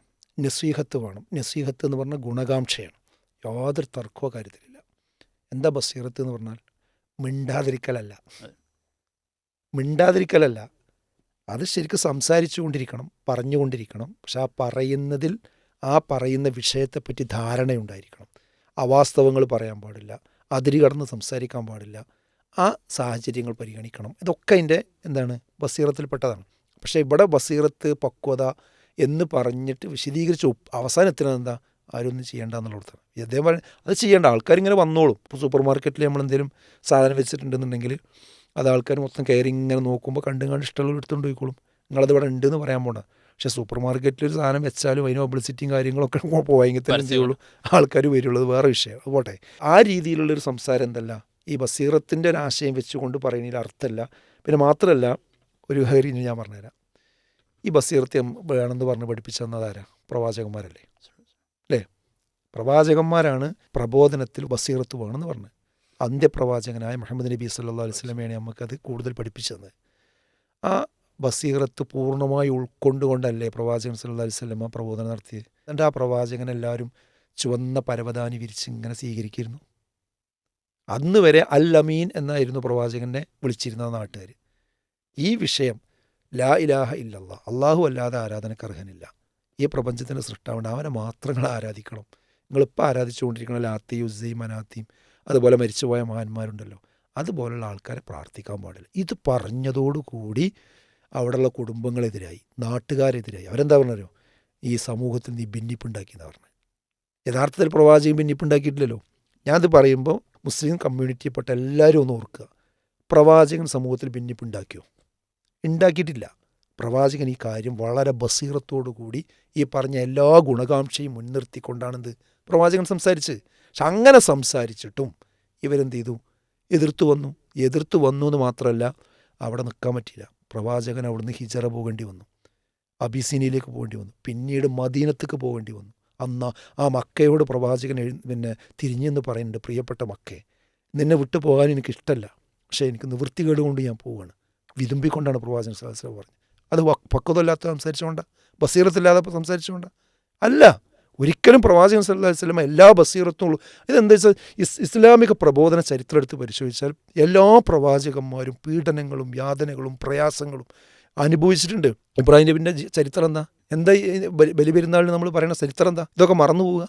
അപ്പോൾ നമ്മളെ കാലഘട്ടം വരുമ്പോൾ പിന്നെ ഒക്കെ അടച്ചു വെച്ച് പിന്നെ ഇനി പ്രവാചകന്മാർ വരാനുണ്ടോ? ഇല്ലല്ലോ. അപ്പോൾ നമ്മുടെ രാജ്യം നമ്മൾക്ക് അനുവദിക്കുന്ന സ്വാതന്ത്ര്യം ഈ കാലഘട്ടത്തിൽ അത് ഏറ്റവും നല്ല ഭാഷയിലും നല്ല രീതിയിൽ ഉപയോഗിക്കുക എന്നുള്ളതാണ്. അല്ലാതെ ഇവരുണ്ടാക്കുന്നൊരു പൊതുബോധത്തിൽ നിന്നുകൊണ്ട് ഇനി മിണ്ടാൻ പാടില്ല, ഇനി പറയാൻ പാടില്ല എന്ന് പറഞ്ഞൊക്കെ മടക്കി ചുരുട്ടി പോവുകയാണെങ്കിൽ എന്താ ഇതിൻ്റെ അർത്ഥം? അപ്പോൾ അതൊരിക്കലും എന്തല്ല, ശരിയായ രീതിയല്ല. ഇത് ചരിത്രത്തിൻ്റെ ആവർത്തനമാണ്. അത് മുൻകാലത്തും അങ്ങനെ തന്നെയാണ് ഇപ്പോഴും. പക്ഷെ നമ്മൾ അതോടൊപ്പം എന്ത് വേണം? നമ്മുടെ വാചകങ്ങൾ ശ്രദ്ധിക്കണം, പ്രതിപക്ഷ ബഹുമാനം ഉണ്ടാകണം, നസീഹത്തുണ്ടാകണം, കേൾക്കുന്ന ആൾക്ക് അയാളുടെ ഗുണത്തിനാണ് സംസാരിക്കണമെന്ന് തോന്നുന്നത്. ഇതൊക്കെയാണ് അതുകൊണ്ട് ഉദ്ദേശിക്കുന്നത്. അത് നമ്മൾ പരമാവധി ശ്രദ്ധിക്കാറുണ്ട്. അത് ഈ കുട്ടികളും ശ്രദ്ധിച്ചിട്ടുണ്ട്. ഈ സംസാരിക്കുന്ന ആളുകളോട് അനുവാദം ചോദിച്ചുകൊണ്ടാണ് അവരെന്ത് സംസാരിച്ചിട്ടുള്ളത്. അപ്പോൾ അതൊന്നും ഒരിക്കലും ഇതിൽ പറയേണ്ട കാര്യം. എന്നാലും ഈ ഇന്ത്യയുടെ സാഹചര്യമൊക്കെ മാറി, ഇപ്പോൾ ഈ ഒരു ഭരണകൂടത്തിലൊക്കെ നിൽക്കുമ്പോൾ സാഹചര്യം മാറിയ ഇന്ത്യയിൽ നമുക്കിത് സാധിക്കുമോ, അത് മാറ്റി വെച്ചുകൂടെ എന്നുള്ളതാണ് വേറൊരു ചോദ്യം. അല്ല, ഇന്ത്യൻ്റെ സാഹചര്യം ഞാൻ പറയാം, 80 വർഷമായി നമുക്ക് സ്വാതന്ത്ര്യം കിട്ടിയിട്ട്. ഇന്ത്യ വിഭജന കാലഘട്ടം എത്ര രൂക്ഷമായിരുന്നു. അപ്പോൾ ഇന്ത്യ ഒരുപാട് പ്രശ്നത്തിലൂടെയാണ് കടന്നു വന്നിട്ടുള്ളത്, യാതൊരു തർക്കമോ കാര്യത്തിലില്ല. അത് പല സന്ദർഭത്തിലും സാഹചര്യം മാറിയിട്ടുണ്ട്, പ്രശ്നങ്ങൾ ഉണ്ടായിട്ടുണ്ട്. ഇപ്പോഴും തന്നെ വേറെ രൂപത്തിൽ സാഹചര്യം മാറിയിട്ടുണ്ട്. ഞാനതില്ല എന്ന് പറയുന്നില്ല. നമ്മളെ സോഷ്യൽ ഓർഡറിൽ എന്ത് ചെയ്തിട്ടുണ്ട്, ഈ സോഷ്യൽ മീഡിയ വന്നതോടുകൂടി ഒരു ഭയങ്കരമായ ഹെയ്റ്റ് എന്ത് ചെയ്തിട്ടുണ്ട്, ഇവിടെ വ്യാപിപ്പിക്കപ്പെട്ടിട്ടുണ്ട്. പക്ഷേ ഈ ഹെയ്റ്റ് വ്യാപിപ്പിക്കുമ്പോൾ നമ്മൾ സംസാരിക്കുകയാണോ വേണ്ടത്, അതോ സംസാരം നിർത്തുകയാണോ വേണ്ടത്? ഇത് നമ്മളൊന്ന് ആലോചിക്കണം. അതായത് ഇപ്പോൾ നസീഫിനെ സംബന്ധിച്ച് നാട്ടിൽ മുഴുവൻ എന്ത് ചെയ്യാണ്, ഒരു വ്യാജ പ്രചരണം അഴിച്ചുവിടുകയാണ്. ഈ കോളേജിൽ നിന്ന് വരുമ്പോൾ നിന്നെ കുറിച്ചിട്ടെന്ന് പറയാണ്, നീ കള്ളനാണ്, മോഷ്ടാവാണ്, അല്ലെങ്കിൽ കുഴപ്പക്കാരനാണ്, അവിടെ ഒരു മോഷണം നടന്നിട്ടുണ്ട്, മൂപ്പരാണെന്നല്ല മോഷ്ടിച്ചിട്ടില്ല. ഇങ്ങനെ ഒരു പ്രചാരണം നന്നായിട്ട് നടന്ന്, അപ്പോൾ നീ അങ്ങാടിയിലൂടെ ഇങ്ങനെ നടന്നു പോകുമ്പോൾ എല്ലാവരും നിന്നെ ഭീതിയോടുകൂടി ഇങ്ങനെ കാണുക. അപ്പോൾ ഈ എന്ത് ചെയ്യുക, വളരെ പക്വതയുള്ള ആളാണ്, ഭയങ്കര വിശാലത ഉള്ള ആളാണ്, സാഹചര്യമൊക്കെ അവിടെ മാറിയിരിക്കണം, നാട്ടിൽ മാറിയിരിക്കണം, ഞാൻ സംസാരിച്ചാൽ പ്രശ്നമാവും എന്ന് പറഞ്ഞിങ്ങനെ മിണ്ടാതെ നടന്നാൽ എങ്ങനെ ഉണ്ടാവും? അതെ, ജനങ്ങളെ ഇവിടെ വരും, എൻ്റെ നാട്ടുകാരല്ല നിങ്ങൾ. ഞാൻ ഇന്നലെ അവിടെ ഉണ്ടായിട്ടില്ല. നോക്കിയാണ് ഞാൻ വരുന്നത് എവിടുന്നാ? ഞാൻ മൈസൂരിൽ നിന്ന്, ഞാൻ അവിടുന്ന് വരികയാണ്. ഞാൻ ഒരാഴ്ചയായിട്ട് ഇവിടെ അല്ല. ഇത് മിഞ്ഞാൻ നടന്ന സംഭവമല്ലേ. എങ്ങനെ പിന്നെ നോക്കി, ഇതെൻ്റെ ബസ്സിൻ്റെ ടിക്കറ്റ് വേണമെങ്കിൽ അടുത്തോടെ. അങ്ങനെ സംഭവം. അത് നമ്മളെ നിരപരാധിത്വം നമ്മൾ പറയുമ്പോഴേ മനുഷ്യൻ മനസ്സിലാവുള്ളൂ. ഇവിടെ പ്രവാചകന് ഇസ്ലാമിന് ഇതെന്തോ ഒരു ഭീകര ജന്തുവാണെന്നുള്ള രൂപത്തിൽ 24 മണിക്കൂറും ചില ആൾക്കാർ ചാനലിൽ വന്ന് ഇങ്ങനെ പറയാം, വെറുപ്പ് പറഞ്ഞുകൊണ്ടിരിക്കുക. അതിൻ്റെ ഒരു മറുവശം പറയുമ്പോഴേക്ക് അത് പക്വതയില്ലായ്മയാണ്, അത് വിവേകമില്ലായ്മയാണ് എന്ന് പറഞ്ഞാൽ എന്താ ഈ പക്വത, എന്താണ് ഈ വിവേകം? ഇതൊരിക്കലും എന്തല്ല, ശരിയായ രീതിയിലല്ല. പിന്നെ മാത്രമല്ല, ഞാൻ പറഞ്ഞു ഏകപക്ഷീയമായിട്ടാണ് ഇവിടെ വേട്ടയാടലുകൾ നടക്കുന്നത്. അപ്പം നമ്മൾ അതിൻ്റെ മറുവശം വളരെ വൃത്തിക്ക് എന്ത് ചെയ്യണം, പറഞ്ഞുകൊണ്ടേയിരിക്കണം. അപ്പോൾ ഈ സാഹചര്യത്തെ ബ്രേക്ക് ചെയ്യുക എന്നുള്ളത് ഈ കാലഘട്ടത്തിൽ ചെയ്യേണ്ട ഏറ്റവും വലിയൊരു പ്രവർത്തനമാണ്. ഏത് സാഹചര്യത്തെ? ഈ ഒരു ഇസ്ലാമിനെ ബോധപൂർവം കുഴപ്പമാണ് എന്ന് പറഞ്ഞു എത്തിക്കുന്ന ഇതുണ്ടല്ലോ, അതിന് നമ്മൾ എന്ത് ചെയ്യണം, കൃത്യമായി ബ്രേക്ക് ചെയ്യുക എന്നുള്ളത് ഈ സന്ദർഭത്തിൽ ചെയ്യേണ്ടതാണ്. പിന്നെ നമ്മൾ പക്വത കാണിക്കേണ്ടടത്തൊക്കെ കൃത്യമായി കാണിച്ചു. ഇപ്പോൾ ഇന്ത്യ വലിയ ഒരു ഇളകി മറിഞ്ഞ സന്ദർഭമാണ് ബാബരി മസ്ജിദിൻ്റെ ധ്വംസനം. അന്ന് വലിയ പ്രയാസങ്ങൾ ഇന്ത്യ രാജ്യത്തുണ്ടായിട്ടുണ്ട്. ഒരുപാട് ആളുകൾ വൈകാരികമായി രംഗത്ത് വന്നിട്ടുണ്ട്. അന്നൊക്കെ വൈകാരികതയല്ല ആവശ്യം, എന്ന് പറഞ്ഞ് ഈ സമൂഹത്തെ ബോധവൽക്കരിക്കാനും പക്വത പഠിപ്പിക്കാനും ശരിക്കും നമ്മുടെ പണ്ഡിതന്മാരും ആളുകളൊക്കെ ഇവിടെ രംഗത്ത് വന്നിട്ടുണ്ട്. അപ്പോൾ അതൊക്കെ ഇനിയും ശ്രദ്ധിക്കും. പക്ഷേ അതിൻ്റെ പേര് പറഞ്ഞ് ഇസ്ലാമിക പ്രബോധനം തന്നെ പാടില്ല. അതൊരങ്ങാടിയിൽ മൈക്ക് കെട്ടി അല്ലെങ്കിൽ ഒരാളോട് സംസാരിക്കുമ്പോഴേക്ക് അത് അവിടുത്തെ പെർമിഷൻ എടുത്ത് അവരുടെ അനുവാദത്തോടു കൂടി ആ കാര്യം ചെയ്യുമ്പോഴേക്ക് ഇവിടെ കുഴപ്പമാവും എന്ന് പറഞ്ഞ് 4 ആൾ വീഡിയോ ചെയ്യുക, അതെടുത്തുകൊണ്ട് ചില ചാനലുകൾ രംഗത്ത് വരിക, എന്നിട്ട് ഇവിടെ സംഘപരിവാർ അത് ഏറ്റെടുക്കുക, അതിനനുസരിച്ച് നമ്മളൊക്കെ ഇങ്ങനെ സുജൂദും റുക്കുവും ചെയ്തു കൊടുക്കുക എന്ന രീതി എന്തല്ല, ഒരിക്കലും ഈ കാലഘട്ടത്തിൽ ശരിയായ രീതിയല്ല എന്നുകൂടി നമ്മൾ മനസ്സിലാക്കേണ്ടതുണ്ട്. ഇപ്പോൾ ഈ ചർച്ചയൊക്കെ ഇവിടെ നടക്കുമ്പോൾ ഇപ്പോൾ ചില മുസ്ലിം പണ്ഡിതന്മാർ അതുപോലെ തന്നെ ചില സോഷ്യൽ മീഡിയ പ്ലാറ്റ്ഫോമുകളൊക്കെ ഇതിനെ എതിർത്തുകൊണ്ട് രംഗത്ത് വരികയുണ്ടായി. വളരെ കുറച്ച് ആളുകളാണെങ്കിൽ പോലും ഈ പണ്ഡിതന്മാരോട് അല്ലെങ്കിൽ ഈ സോഷ്യൽ മീഡിയ പ്ലാറ്റ്ഫോമുകൾക്കും നമുക്ക് എന്താണ് പറയാനുള്ളത്? അത് ഈ എതിർത്ത് രംഗത്തൊന്നും വലിയ വിഭാഗം ഒന്നും ഒരിക്കലും പറയില്ല. തീർത്തും ഒറ്റപ്പെട്ട ആൾക്കാരെ വന്നിട്ടുണ്ട്. ഇവിടുത്തെ മുസ്ലിം മുഖ്യധാര സംഘടനകളിൽ ആരും ഔദ്യോഗികമായിട്ട് ഇതൊന്നും പാടില്ല എന്ന് പറഞ്ഞിട്ടുണ്ടോ? ഇല്ലല്ലോ, പറയുന്നു ഞാൻ വിചാരിക്കണില്ല. അത് ഒറ്റപ്പെട്ട ആളുകളുടെ നിരീക്ഷണങ്ങളും കുറിപ്പുകളും സാധനങ്ങളൊക്കെ എന്ത് ചെയ്തിട്ടുണ്ട്.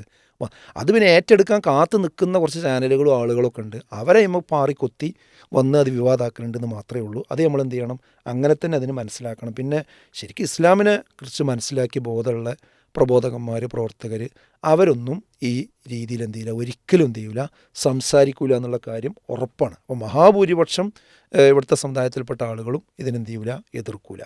പിന്നെ ചിലർക്ക് ഇപ്പോഴത്തെ ഇന്ത്യൻ സാഹചര്യത്തിൽ എങ്ങനെ പ്രബോധനം നിർവഹിക്കണം എന്നുള്ള കാര്യത്തിൽ എന്തുണ്ടാവും, ഒരാശയക്കുഴപ്പമുണ്ടാവും. അത് നമ്മളവരെ കുറ്റം പറയില്ല. കാരണം ഈ ഒരു സംഘപരിവാർ ഈ കുറച്ച് 8-10 വർഷമായി ഒന്നിച്ച് ഭരിക്കുന്നു, ഒരുപാട് നിയമനിർമ്മാണങ്ങൾ ഉണ്ടായിക്കൊണ്ടിരിക്കുന്നു, വ്യത്യസ്ത രീതിയിൽ വേട്ടയാടിക്കൊണ്ടിരിക്കുന്നു, പറയുന്നവനെ നാവരിഞ്ഞുകൊണ്ടിരിക്കുന്നു. അപ്പോൾ ഇങ്ങനെയുള്ളൊരു ഘട്ടത്തിൽ നമ്മൾ എന്ത് ചെയ്യണം, എന്ത് ചെയ്യണ്ട, ഈ കാര്യത്തിൽ ആശയക്കുഴപ്പം പൊതുവെ ചില സംഘടനകൾക്കും വ്യക്തികൾക്കൊക്കെ ഉണ്ടാവാം. അതവർ വച്ചേക്കാം. അതിനെ നമ്മളൊരു നിർദോഷമായി കാണേണ്ട, അതിനെ പോസിറ്റീവായി എടുക്കുക, ആ ചർച്ചനെ പോസിറ്റീവായിട്ട് കാണുക, അതിലെടുക്കാനുള്ള കാര്യങ്ങൾ എടുക്കുക, തള്ളേണ്ട കാര്യങ്ങൾ തള്ളുക. അങ്ങനെ ആരോഗ്യകരമായ ഡിസ്കഷനും കാര്യങ്ങളൊക്കെ നടത്തിയിട്ട് ഈ ചർച്ചയും കാര്യവും നടത്തിയിട്ട് ഇത് പ്രബോധനം നിർത്തിവെക്കണം എന്നുള്ളിടത്തേക്കല്ല അതിൻ്റെ എത്തേണ്ടത്. എങ്ങനെ ഇത് മുന്നോട്ട് ഇതിന് ബദൽ മാർഗ്ഗം ആർക്കും അധികം പറയാനൊന്നുമില്ല. അത് ചെയ്യാൻ പാടില്ല, ഇത് ചെയ്യാൻ പാടില്ല, അങ്ങനെ ചെയ്യാൻ പാടില്ല, അങ്ങനെ ഒന്നും പാടില്ല, പിന്നെ എന്താ ചെയ്യുക? അപ്പോൾ ചെയ്യണമല്ലൊക്കെ കുഴപ്പക്കാരെന്നുള്ള ഒരു രൂപം എന്തല്ല, ശരിയായ രീതിയല്ല എന്നത് നമ്മൾ മനസ്സിലാക്കേണ്ടതുണ്ട്. പിന്നെ വേറൊന്നുള്ളതെന്ന് വെച്ചാൽ വേറെ ചെറിയൊരു വിഭാഗത്തിനുള്ള പരിപാടി, ഇത്തരം പ്രവർത്തനങ്ങളോടൊക്കെ അവർക്ക് പൊതുവേ എന്താണ്, നീരസമാണ്. നേരത്തെ പറഞ്ഞില്ല, ഈ മതവിരോധികളുള്ള ആൾക്കാർ. അപ്പോൾ അവർ കിട്ടിയിടത്ത് വെച്ചിട്ട് എന്ത് ചെയ്യും, അതിൻ്റെ ആ ഒരു വിദ്വേഷം പുറത്തേക്ക് പ്രകടിപ്പിക്കാൻ വേണ്ടി സന്ദർഭത്തെ എന്ത് ചെയ്യുന്നുണ്ട്, അവർ പ്രയോജനപ്പെടുത്തുന്നുണ്ട് എന്നത് നമ്മൾ അതിൻ്റെ വേറൊരു വശമായിട്ട് കാണേണ്ടതാണ്.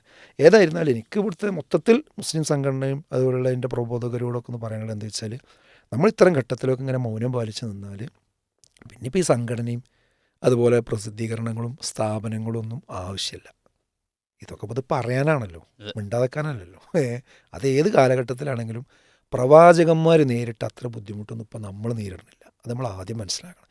ഈർച്ചവാൾ കൊണ്ട് ആളുകളെ കീറി മുറിച്ചിട്ടുണ്ട്, എന്നിട്ട് അവർ പറച്ചിൽ നിർത്തിയിട്ടില്ല. ബിലാൽ റളിയല്ലാഹു അൻഹുവിനെ വലിച്ചു കൊണ്ടുപോയിട്ടുണ്ട്, മണലാരണ്യത്തോട് വലിച്ചു, എന്നിട്ടും അഹദ് അഹദ് എന്നേ പറഞ്ഞിട്ടുള്ളൂ. ഇബ്രാഹിം നബീനെ അഗ്നികുണ്ഡത്തിലേക്ക് വലിച്ചെറിഞ്ഞിട്ടുണ്ട്. മൂസാ നബി സമുദ്രത്തിലേക്ക് മുങ്ങുന്ന അവസ്ഥ ഉണ്ടായിട്ടുണ്ട്, അള്ളാഹ് രക്ഷപ്പെടുത്തി കൊണ്ടായതാണ്. ഏത് പ്രവാചകനാണ് പച്ച പരവതാനിയിലൂടെ ദാവത്തെടുത്തി പോയിട്ടുള്ളത്?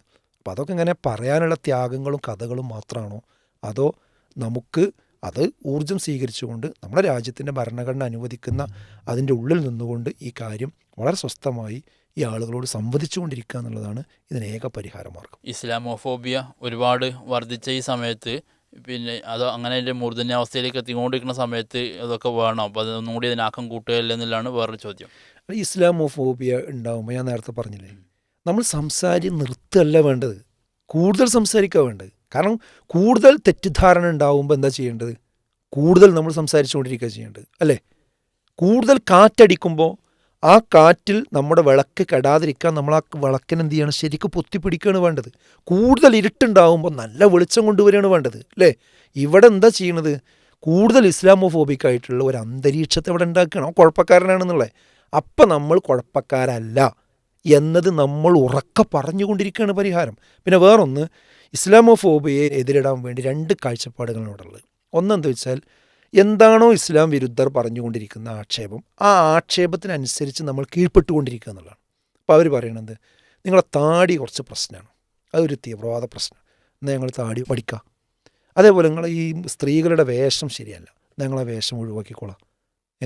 അതേപോലെ നിങ്ങൾ ഈ ബാങ്ക് കൊടുക്കുന്നത് ഒരു പ്രശ്നം, ഞങ്ങൾ ബാങ്ക് ഒഴിവാക്കിക്കോളാം, ഇങ്ങനെ എല്ലാതും ഒഴിവാക്കി കൊടുക്കുക എന്നുള്ളത് എന്നാൽ എന്ത് ചെയ്യും എന്നിട്ട്, അല്ലെങ്കിൽ എന്ത് ചെയ്യണം, അവരുടെ വിശ്വാസങ്ങളോ ആചാരങ്ങളോ അനുഷ്ഠാനങ്ങളോ ഒക്കെ അതേപോലെ നമ്മളും സ്വീകരിക്കുക, എന്നാലും തൃപ്തിയാവും. അങ്ങനെ കീഴ്പ്പെട്ടുകൊണ്ടും അതോടൊപ്പം തന്നെ എല്ലാം സ്വീകരിച്ചുകൊണ്ടുമാണെങ്കിൽ പിന്നെ ഇതിനെ പ്രത്യേകിച്ച് മതം, പ്രത്യേകിച്ച് പള്ളി, എല്ലാവർക്കും ഒരു ആരാധനാലയം പോലെ. അപ്പം അങ്ങനെയല്ല ഇസ്ലാമോഫോബിയനെ നമ്മൾ എന്ത് ചെയ്യേണ്ടത്, പിന്നെ ഇല്ലാതെയാക്കേണ്ടത്. മറിച്ച് ഇസ്ലാം എന്താണ് എന്ന് പറഞ്ഞു കൊടുക്കുക, കൃത്യമായി പറഞ്ഞു. അതിന് ആരോഗ്യകരമായ ഡിബേറ്റുകളും സംഭാഷണങ്ങളും സംസാരങ്ങളും അത് വളരെ ആരോഗ്യകരമായി നമുക്ക് ചെയ്തുകൂടെ? എന്തിനാ അതിന് തെറ്റേണ്ട കാര്യം?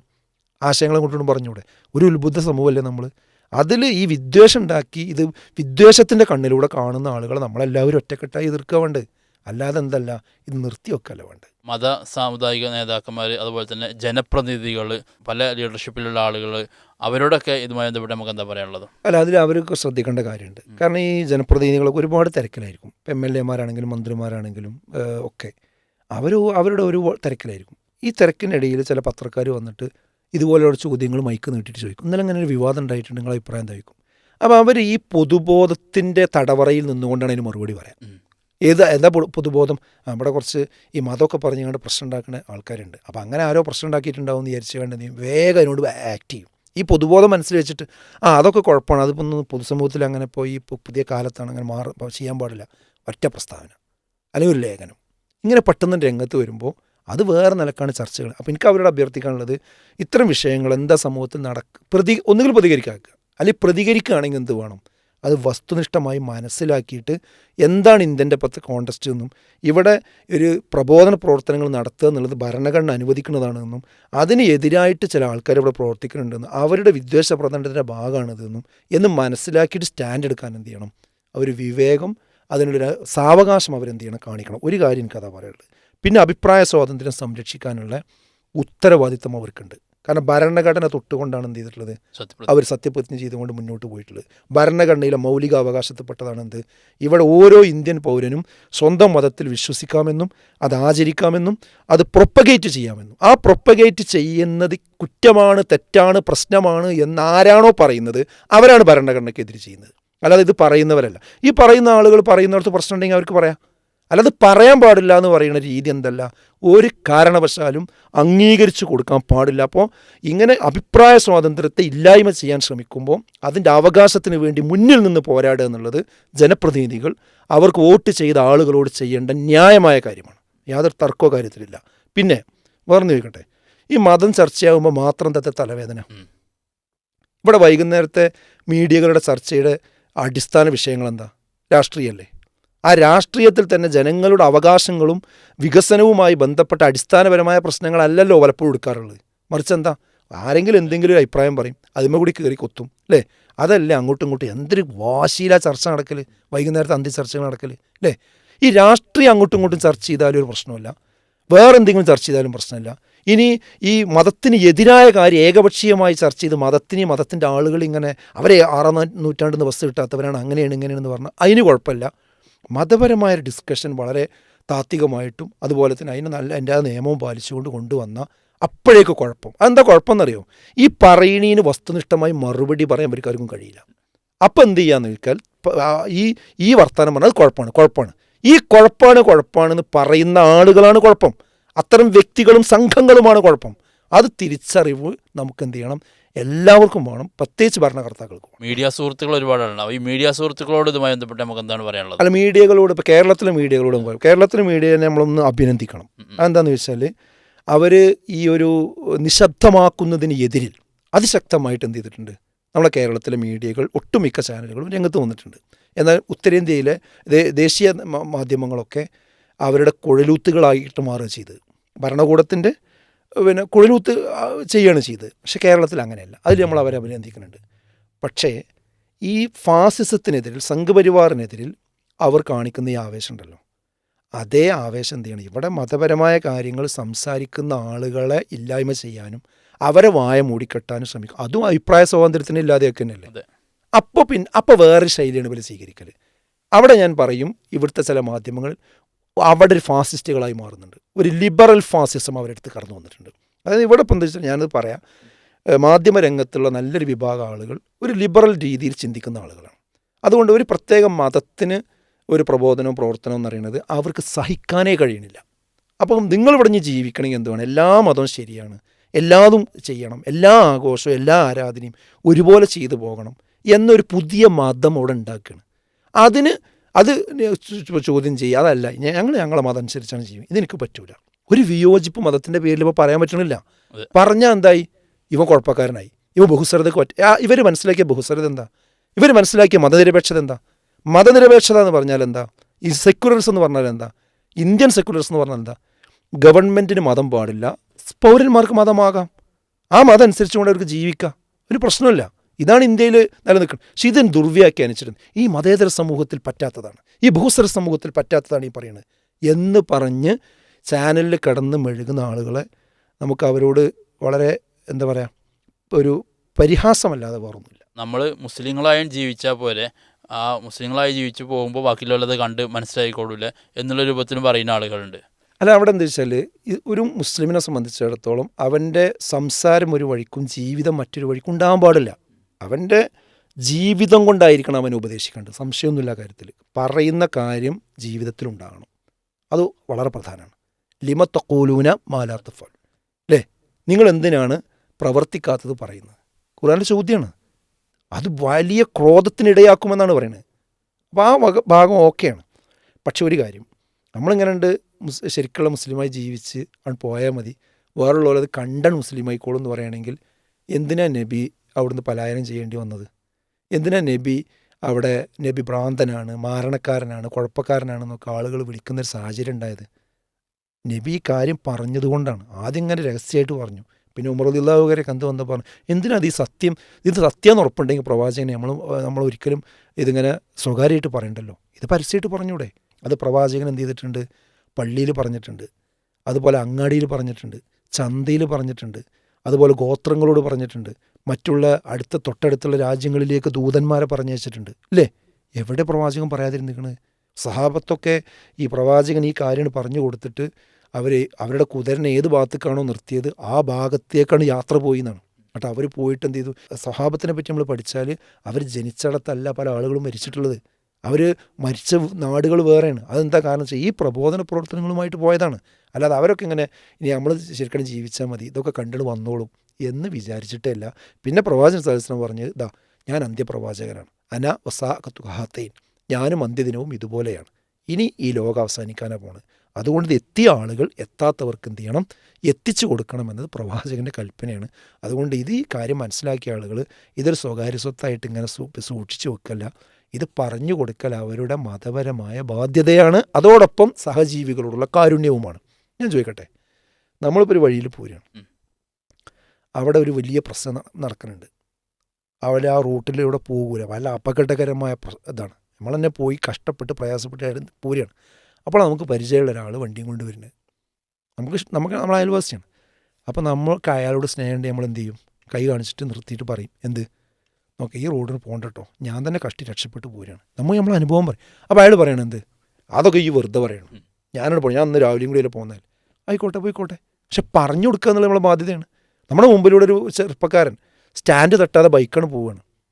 അപ്പോൾ നമ്മൾ ആ സ്റ്റാൻഡ് തട്ടിയിട്ടില്ല കേട്ടോ, കൈ ഒട്ടിയിട്ട് നിൽക്ക്, ആ സ്റ്റാൻഡ് തട്ടിയിട്ടില്ല, ഇത് അവനോടുള്ള സ്നേഹം കൊണ്ട് പറയാണ്, അല്ലേ?